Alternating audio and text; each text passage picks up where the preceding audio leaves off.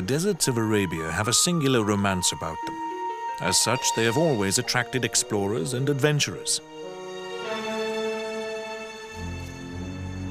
But no desert epic has caught the imagination of the general public so much as one that took place some 80 years ago.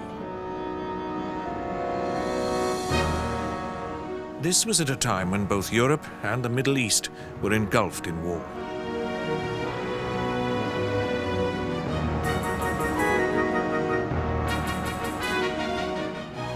In 1914, much of Arabia was part of the Turkish Ottoman Empire, which embraced present-day Turkey, Iraq, Syria, Lebanon, Israel, and Jordan, the latter territories being called Palestine. Soon after the outbreak of the Great War, Turkey came in on the side of Germany, which had been helping to modernize the country. This put the Suez Canal, Britain's vital link with her empire, under threat.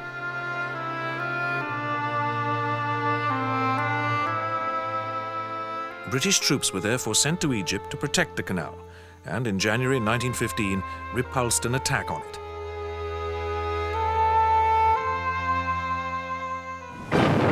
In March 1915, the British and French launched an operation designed to seize the Dardanelles, which separate the Mediterranean from the Black Sea, and then capture the Turkish capital of Constantinople. Troops were landed in the Dardanelles, but a bloody stalemate ensued.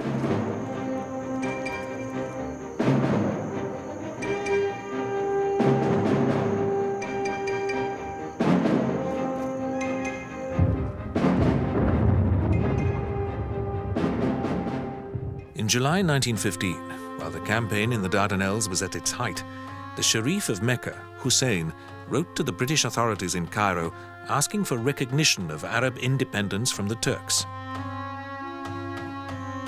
This was followed in October by the desertion of an Arab officer with the Turkish forces.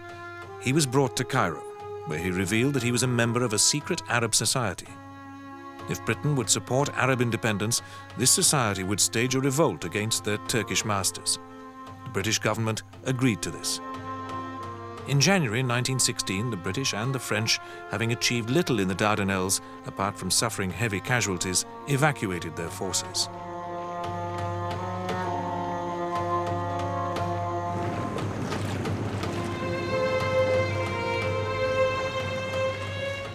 Another setback was the failure of a British advance on Baghdad, which had begun from Basra in November 1914.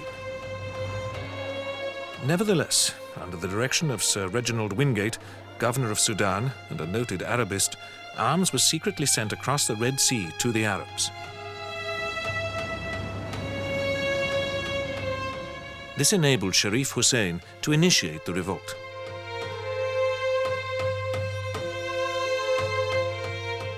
It erupted at Medina on the 5th of June 1916.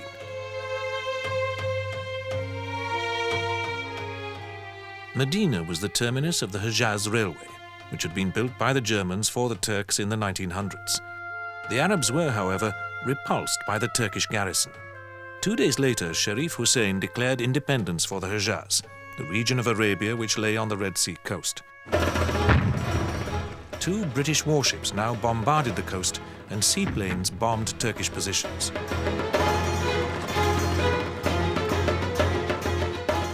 This enabled the Arabs to seize the port of Jeddah on the 16th of June. 3 days earlier, they had secured Mecca itself. Further successes followed. But in the autumn of 1916, the Turks struck back, recapturing Medina and sacking it. The Arab tribes argued with one another over the blame for this, and some began to melt away as Turkish reinforcements were deployed. In the midst of this, Ronald Storrs, another noted Arabist, came from Cairo in the company of a British officer, 28-year-old Captain T.E. Lawrence, on a fact-finding mission to Jeddah. Lawrence had become fascinated by the history of the Middle East while a student at Oxford University. His tutor was a highly respected archaeologist and also a British secret agent. Lawrence carried out excavations with his tutor in the Middle East. Then, in 1913, he undertook a survey of the Sinai Desert with Leonard Woolley, later the discoverer of Abraham's birthplace, Ur, in the Chaldees.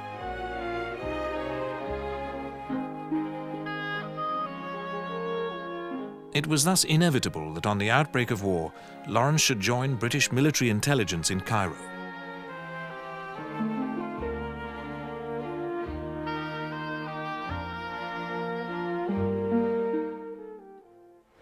When Storrs and Lawrence landed at Jeddah, the Arab forces were organized in 3 parts, each under command of one of the Sharif's sons.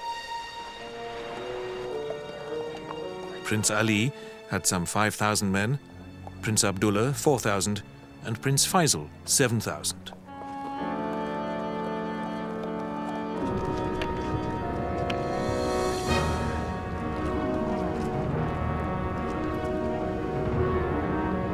Storrs and Lawrence met Abdullah and Ali first, but they were pessimistic, and Ali was a sick man. An uncomfortable 2-day trek by camel took Lawrence to the third of the Sharif's sons, Prince Faisal. The 2 men established an immediate rapport, and Lawrence was convinced that he had found the man to lead the Arabs.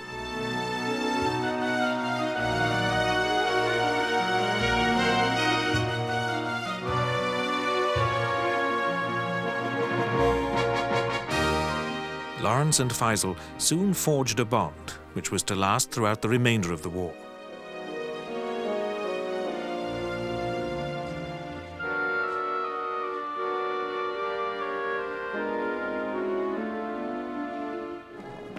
On his return to Cairo, Lawrence recommended that British officers be sent to Faisal as technical advisors. Others, though, wanted to send troops, but Lawrence believed that this would upset Arab sensibilities. The British commander-in-chief supported Lawrence, however.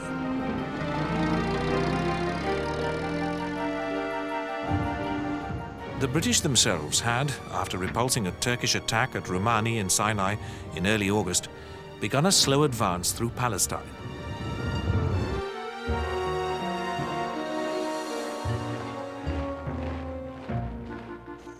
A railway and water pipeline had to be built to support the army in the desert.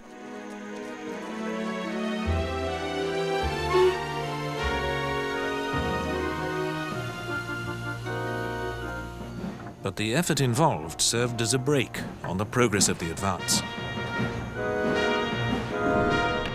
Lawrence and 1 or 2 other officers were sent back to Hejaz in December 1916.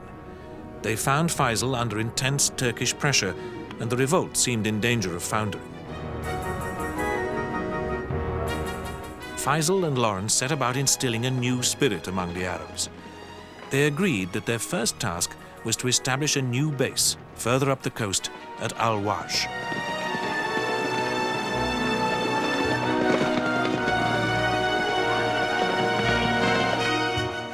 On the 3rd of January 1917, Faisal and Lawrence set off from Yanbu al-Bahr at the head of a vast sea of men on camels.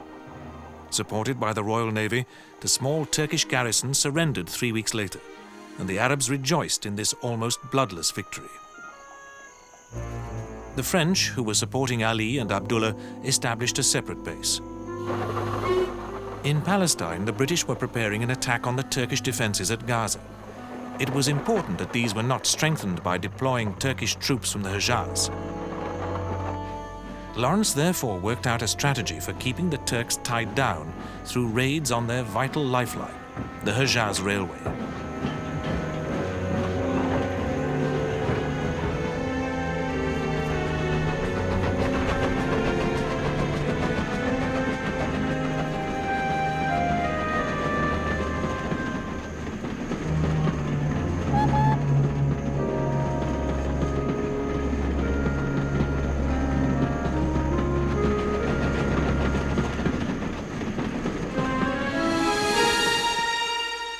Lawrence's raids began in March and soon caused significant disruption to the railway.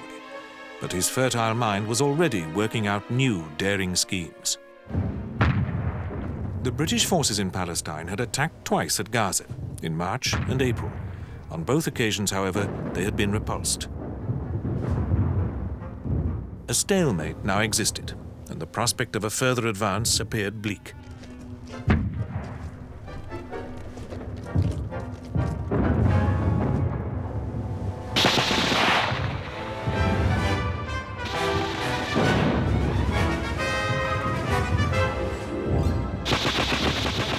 Lawrence believed that the stalemate at Gaza could be broken in part if the Arabs moved closer to the main British positions, so as to pose a threat to the Turkish flank. He therefore planned to seize the port of Aqaba, striking north from Al-Wash. This meant crossing 600 miles of trackless desert, which was only feasible for a small party. Consequently, on the 9th of May, Lawrence set off with just 40 men from Al-Wash. He planned to capture Aqaba by enlisting the support of the local tribes.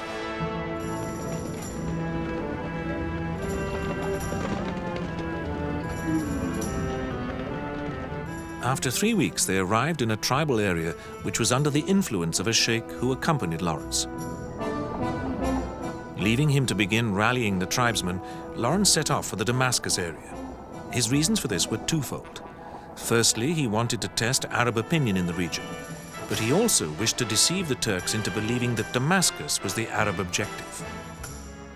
Lawrence encouraged rumors that Damascus was his target and also carried out a raid on the railway between Amman and Deraa. This was very successful. Lawrence himself led the raiders.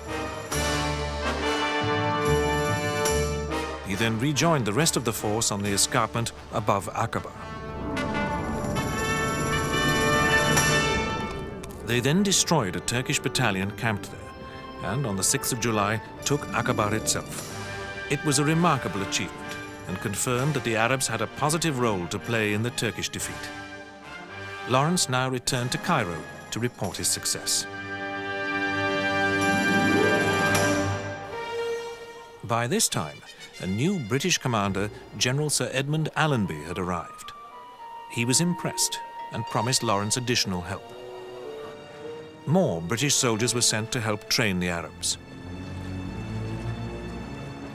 Allenby even gave Lawrence a detachment of Rolls-Royce armoured cars and a motorised artillery battery.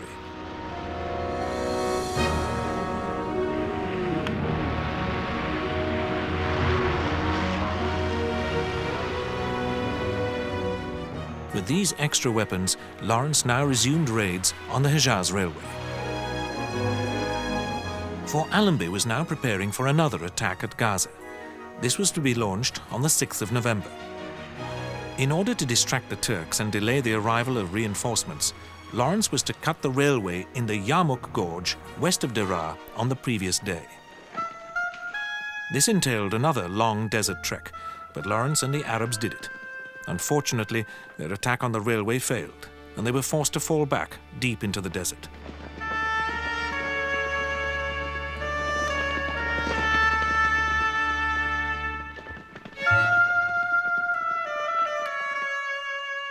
Nevertheless, Allenby's assault at Gaza was a resounding success, with his cavalry sending the Turks streaming back into the Judean hills.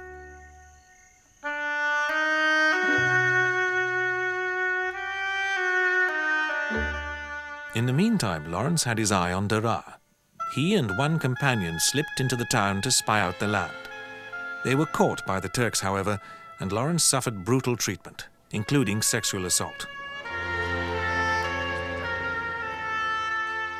The mental scars of this would remain with him for the rest of his life. He managed to escape, however, and made his way back to Aqaba, arriving there on the 20th of November.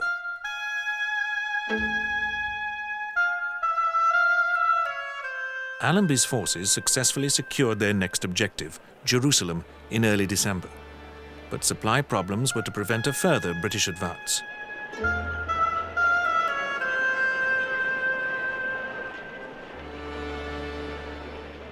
Then, on the 21st of March 1918, came the first of the German counter-offensives on the Western Front in France and Flanders.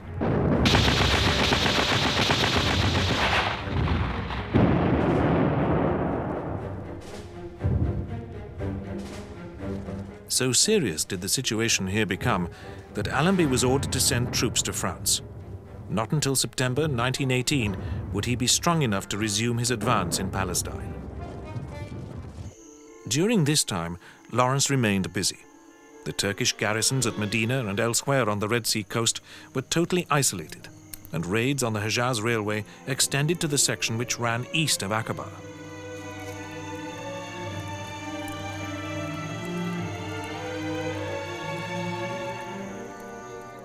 The Turks reacted with attacks on the main Arab force at Tafila, south of the Dead Sea, in January and March 1918, but both were repulsed with heavy casualties. During the summer, Allenby gradually evolved a plan for a final decisive offensive in Palestine. The key to the Turkish defences north of Jerusalem was the railway system which supported them. Allenby intended to deceive the Turks into believing that his punch would come inland to threaten their left flank. In fact, it would come from the coastal region. His cavalry would then be unleashed to seize Afule and Baisan. Lawrence and the Arabs were to keep the Turks tied down around Daraa. He established a forward base at Azraq, 70 miles southeast of Daraa, and 2 days before Allenby's offensive opened, the Arabs successfully cut the railways leading into Daraa. They were supported by air attacks on Turkish positions.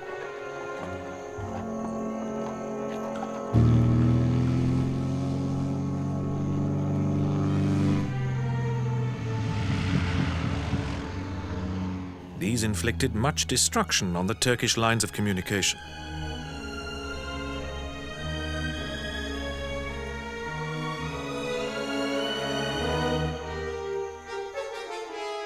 Allenby's breakthrough was highly successful, and the remaining Turkish forces were soon fleeing northwards.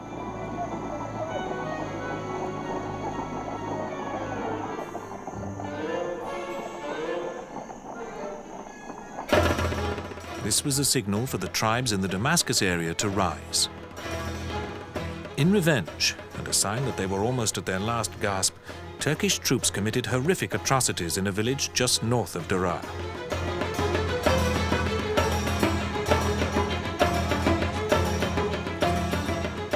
The Arabs entered Daraa on the 28th of September and retaliated on the wounded Turks left there. But the goal of the main Arab force was Damascus.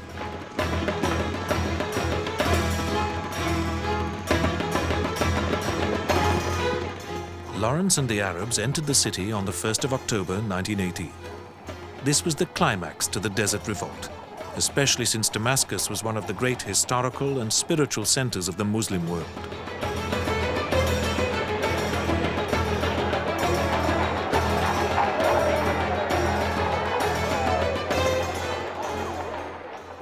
Allenby's cavalry arrived in the city the following day to find Lawrence struggling to bring some order among the various Arab factions, who were intent on creating a seat of government there.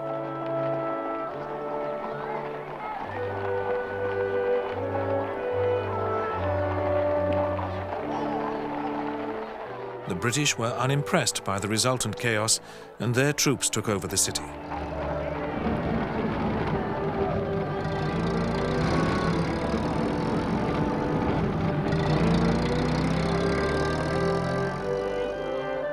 By this time, the pursuit of the Turks had reached well north of Damascus, and the end of the war was in sight.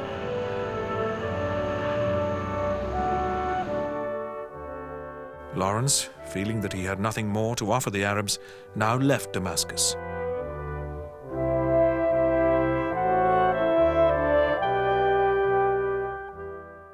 He returned to Britain a national hero.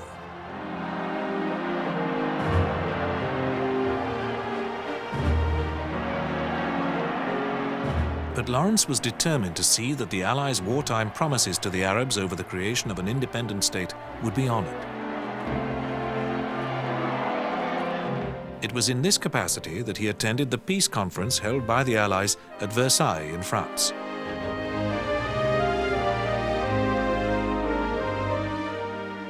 It soon became clear, however, that the British and French governments had a different agenda.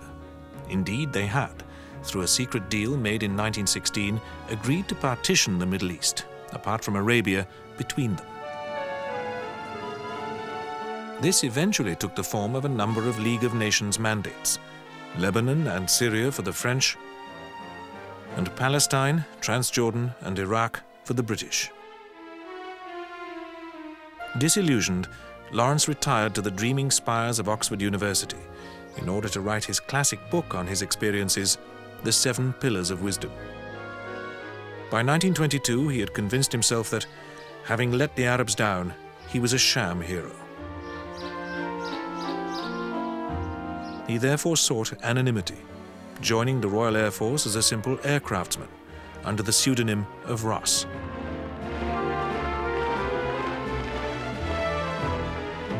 The RAF, however, became discomfited by having this august personage in its lowest ranks, and so in March 1925, Lawrence arranged a transfer to the Royal Tank Corps. This, like the RAF, was a relatively new organization, having also been created during the war. Lawrence was posted as Private Shaw to its depot at Bovington Camp in Dorset.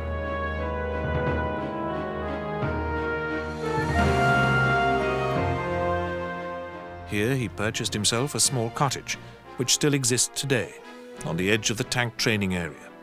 This became his refuge when he was off duty.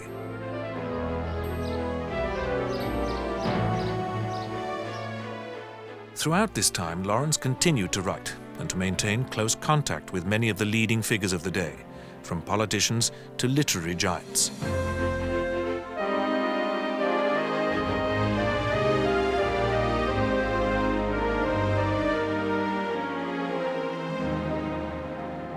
Lawrence, however, could not settle in the Tank Corps and became increasingly depressed. Consequently, he managed to wangle his way back into the RAF, this time as aircraftsman Shaw.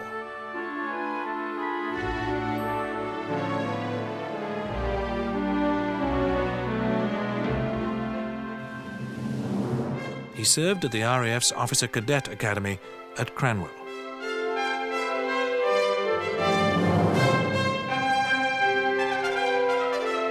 He was then posted overseas to Karachi, then part of India, but Pakistan's capital.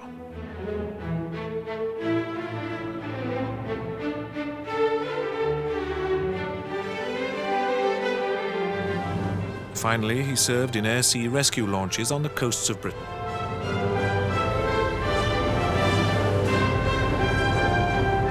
He proved himself to be an able engineer, and this was clearly his happiest time in the RAF.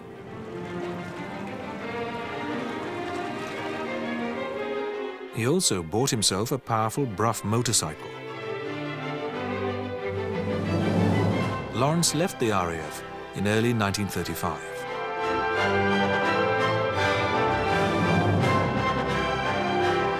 He retired to his Dorset cottage.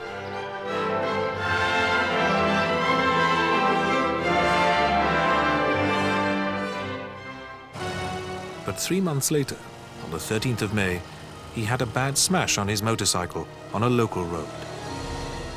He was taken to Bovington Camp Hospital, and even King George V inquired after him.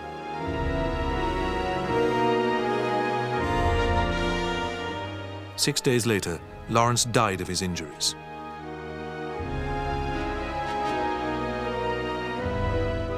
Suspicions that his death had not been an accident were never substantiated.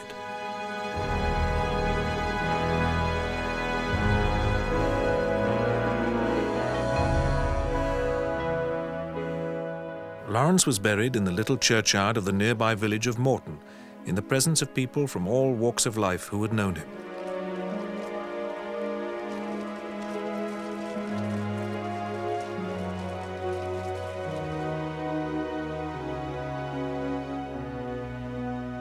Thomas Edward Lawrence became a legend in his own lifetime, but he was also a very private man.